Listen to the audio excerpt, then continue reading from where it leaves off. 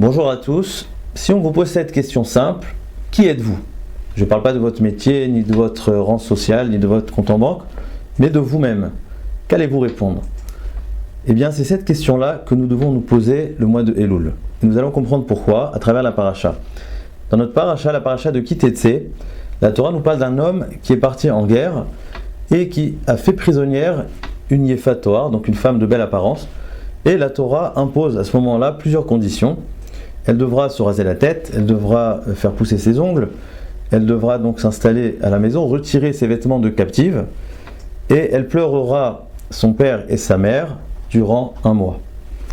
Et le Zohar nous dit quelque chose d'extraordinaire, il nous dit que ceci est une image à la Neshama, qui est également en captivité dans l'enveloppe corporelle, et on devra donc retirer les vêtements, signifie que on doit sortir de nos habitudes, se défaire un petit peu de notre routine, se secouer un petit peu de l'encrassement de l'année, un petit peu comme la Yéfatoire qui retire ses vêtements de captivité. Mais le Zohar nous dit quelque chose d'extraordinaire. Il nous dit « Ubarta et avia vetima yirachamim » elle pleurera son père et sa mère durant 1 mois. Il s'agit du mois de Elul. Donc c'est la continuité donc du Zohar HaKadosh, que la Neshama est enfermée, mais comment va-t-on se défaire? Comment la personne va se défaire de cet encrassement de l'année, de toute la poussière qui l'encombre par les mauvaises habitudes, la routine, etc., etc. Et bien tout simplement par le mois de Elul, plus exactement par le pleur, la teshuva que nous allons faire durant ce mois-là. Alors quel rapport avec Elul? J'aimerais citer le Harizal qui nous dit que tous les mois de l'année correspondent aux 12 Shvatim. Chaque mois de l'année donc est correspondant à un Shevet.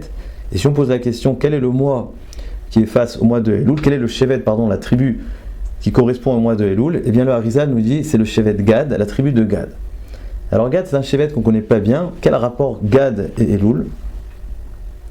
Eh bien le Passouk, le verset nous dit dans Parashat Vayechi, donc dans les brachot que Yaakov va faire à ses enfants, Gad Gedud Yegudenu Veu Yagud Akel, c'est-à-dire Gad sera assailli par ses ennemis et il ripostera à son tour. Comme nous savons, c'est pas par hasard, c'est tout simplement que Gad avait demandé à Moshe, les Bnei Gad et Bnei Rouven, donc avaient demandé une part du côté est du Jourdain, car ils avaient vu que le terrain était très riche, très vaste, et du fait du bétail important de Gad, donc ils voulaient s'installer là-bas.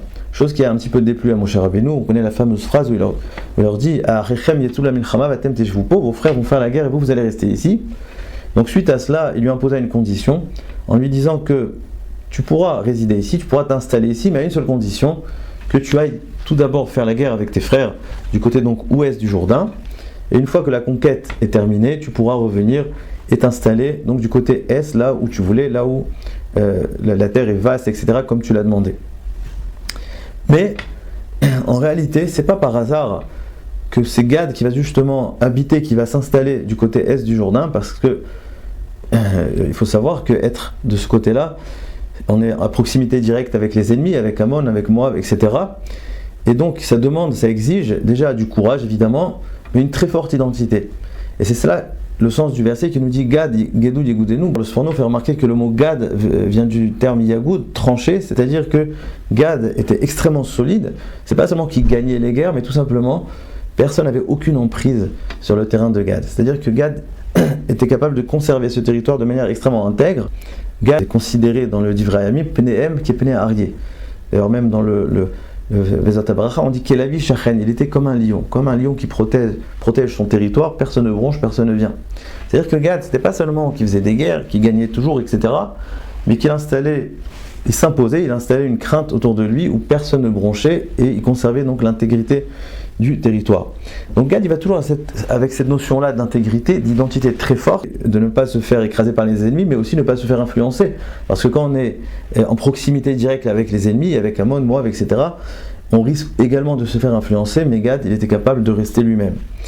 Et d'ailleurs, les Chazal, les sages nous disent que lorsque Gad a été faire la guerre, avec ses frères du côté donc ouest du Jourdain, eh bien il est revenu exactement par le même chemin qu'il avait emprunté à l'aller. Alors, ça a l'air d'un détail un petit peu insignifiant, un peu anodin. Qu'est-ce que cela veut dire? En réalité, on pourrait peut-être trouver du sens, dans le sens où il a fait exactement sa mission, il est revenu intact, il est revenu avec son identité parfaite, sans avoir même besoin de changer de chemin. Donc Gad, il a cette idée-là où c'est le seul d'ailleurs qui va aller faire la guerre pour un idéal, puisqu'il ne va pas s'installer du côté Est. Donc il fait la guerre pas véritablement pour lui. Et même les Chazal iront encore plus loin lorsqu'ils expliquent le verset qui dit Torev zeroa afkodkod. Et les sages nous disent Nikari mayu arugehem shel Gad, c'est-à-dire que les victimes de Gad dans la guerre étaient reconnaissables. On pouvait reconnaître les victimes de Gad, pourquoi? Tout simplement, Torev zeroa afkodkod, ça signifie que Gad transperçait avec sa lance à la fois la tête, le visage et le bras de l'ennemi. Alors qu'est-ce que ça signifie? Gad en réalité ne fait absolument pas de distinction entre le corps et l'esprit, entre l'action et donc l'esprit, le sechel, car Gad il est toro keboro, il est intègre, comme on disait tout à l'heure, il est totalement intègre, donc pour lui il n'y a absolument pas de différence. Donc en résumé, Gad il représente cette intégrité, cette identité très forte, on pourrait presque dire cet intégrisme, et c'est seulement lui qui était donc capable de pouvoir véritablement résider proche des ennemis et rester intact sans laisser aucune emprise à son entourage sur son territoire. Avec cela, on peut comprendre peut-être le verset dans Sefer Devarim, Parashat Vezot HaBeracha, où on nous dit Baruch Machriv Gad, béni est Gad qui a élargi le territoire d'Israël. Donc, bizarrement, dans cette paracha, tout d'un coup, ça devient une bracha. Ce que Gad a demandé, que Moshe ne comprenait pas à première vue, c'est présenté à la fin de la Torah comme quelque chose de positif. Baruch Machriv Gad, car il a réussi à élargir.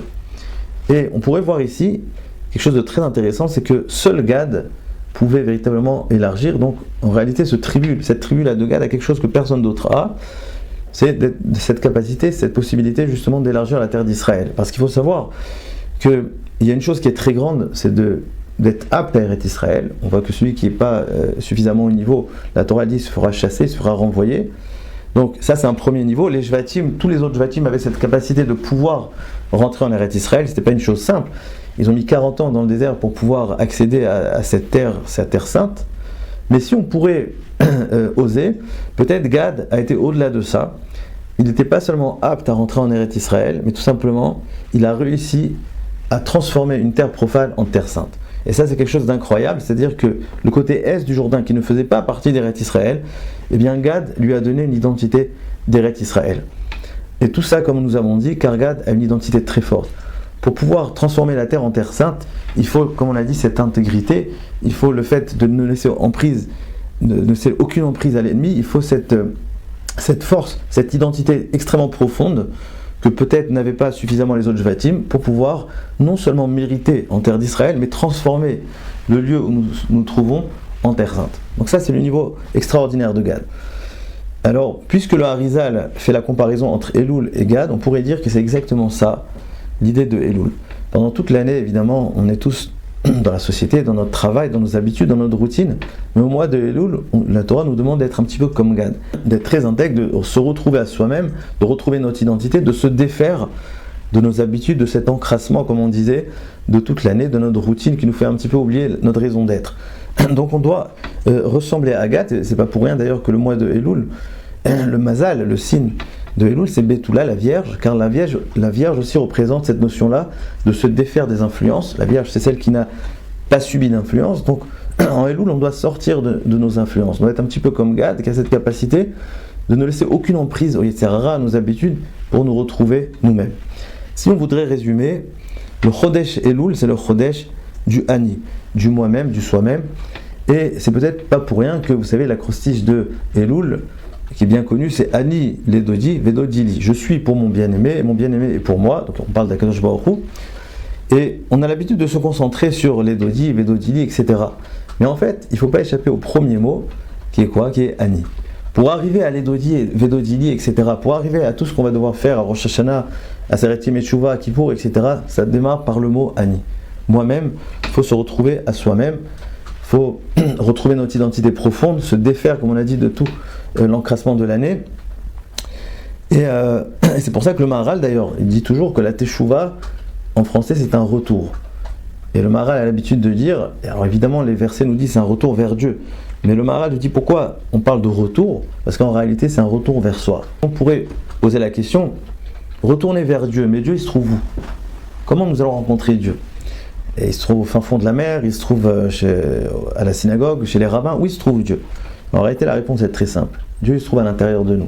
Au moment où l'homme est né, il y a une neshama qui vient en lui à sa naissance, c'est ça sa première rencontre avec Dieu. Simplement, avec les années, on s'écarte un petit peu à travers nos activités, à travers la société, à travers nos habitudes, etc. En Elul, en fait, on nous demande tout simplement, non pas de changer, mais de se retrouver. De retrouver notre moi intérieur, notre Ani. Et c'est souvent ça ce qui freine les gens à la Teshuvah. Quand on parle souvent aux gens de la Teshuvah, on est toujours un petit peu réticent. Et on pourrait dire, parce qu'évidemment le côté spirituel, c'est pas quelque chose de forcément attirant, mais je pense quelque chose de plus profond que cela. C'est tout simplement qu'on comprend mal l'idée de Teshuvah. C'est souvent sous-entendu comme le fait de changer, c'est souvent compris comme le changement, et donc ça n'attire pas, parce qu'en réalité, personne ne veut changer. Un homme, par excellence, par nature, ne veut absolument pas changer. Et d'ailleurs, même physiquement, la chirurgie esthétique, c'est quelque chose, normalement, qu'on ne devrait pas être emmené à le faire, si ce n'est que parce qu'on voit beaucoup trop de bêtises, etc. Un homme préfère rester avec ses yeux, avec son nez, avec la façon dont il a été créé. Et bien pareil, un homme déteste changer. Si vous dites à quelqu'un, tu ne veux pas faire tchouva, tu vas changer toute ta vie, au-delà du côté spirituel, mais tout simplement il n'a pas envie de changer, il est bien comme il est bien avec sa famille, il est bien avec ses enfants, il est bien dans son travail, pourquoi va-t-il changer? Mais en fait la réponse, et l'erreur plutôt, c'est que la tchouva c'est absolument pas de changer, c'est exactement le contraire. C'est de se retrouver, de retrouver son moi, de retrouver nos aspirations qu'on avait quand on était petit, se défaire un petit peu de toute cette routine et de toutes ces habitudes qui nous font oublier qui nous sommes véritablement. C'est ça l'idée du shofar, comme le Tour il dit, le shofar de Elul. Le Tour cite le verset Aïtaka, Beshofar Baïr Ve'am Lo Yecherad. Est-ce que le son du shofar peut être retenti dans la ville sans que le peuple tremble? C'est-à-dire que le shofar va avec cette notion de trembler. Trembler, c'est quand on veut se défaire entre le corps et l'esprit. Lorsqu'on a peur d'un lion, par exemple, on tremble. Pourquoi? Parce que quelque part, on voudrait être là sans être là, en fait. On voudrait que notre corps soit plus là, tout en étant là. Donc c'est-à-dire que la charada, c'est quelque chose qui vient un petit peu nous secouer pour nous défaire de cet encrassement, pour qu'on retrouve notre Ani intérieur. Et bien c'est exactement cela que nous disait le Zohar sur la paracha, Asiru ve'esira et simlat shivia. Vous savez que dans le Nar, quand on parle de Teshuvah, le Nabi nous dit Asiru et abgadim atsoim me'alechem. Retirez vos habits sales de sur vous, car l'homme à l'intérieur est propre et divin, mais tout simplement on est encrassé par des habits complètement sales. Et donc c'est ce que le Zohar nous disait, cette fameuse Yefat Toar qui a été prisonnière, on nous dit elle retirera ses habits de captive. C'est une allusion à tous ces habits sales qui nous encombrent durant toute l'année. Et donc, Ubarta et Avia Vetema Yerach Yamim, combien de temps ça va mettre pour enlever cet encrassement? Yerach en français c'est un mois, et donc c'est le mois de Elul. Car le mois de Elul, il est là exactement pour ça. On aura après Rosh Hashanah, on aura Aseret Yemei Teshuvah, on aura Kippour, il y a beaucoup de travail pour la Teshuvah, mais ce mois-là, qui dure 30 jours de Elul, c'est tout simplement la préparation. On se défait de nos habitudes, on se défait de cette routine, on retrouve son moi intérieur. Ça, c'est le mois de Elul, et c'est seulement à partir de ça, du moment où on se retrouve à nous-mêmes, qu'on va pouvoir enclencher un processus de Teshuvah. Pour conclure, souvent nous avons l'habitude de nous définir par nos activités, par la façon dont la société nous voit. D'ailleurs, lorsqu'on demande de définir une personne, souvent la réponse, elle est par son métier, par son activité, son statut social, ça peut être même des critères physiques. Mais la question que nous devons nous poser, et surtout au mois de Elul, c'est qui sommes-nous véritablement? Au-delà de toutes nos activités, au-delà de la société, etc., qu'est-ce que nous sommes véritablement? Alors libérons-nous de notre personnalité imaginaire et revenons à nous-mêmes et à ce que nous voulons véritablement être. Shabbat Shalom.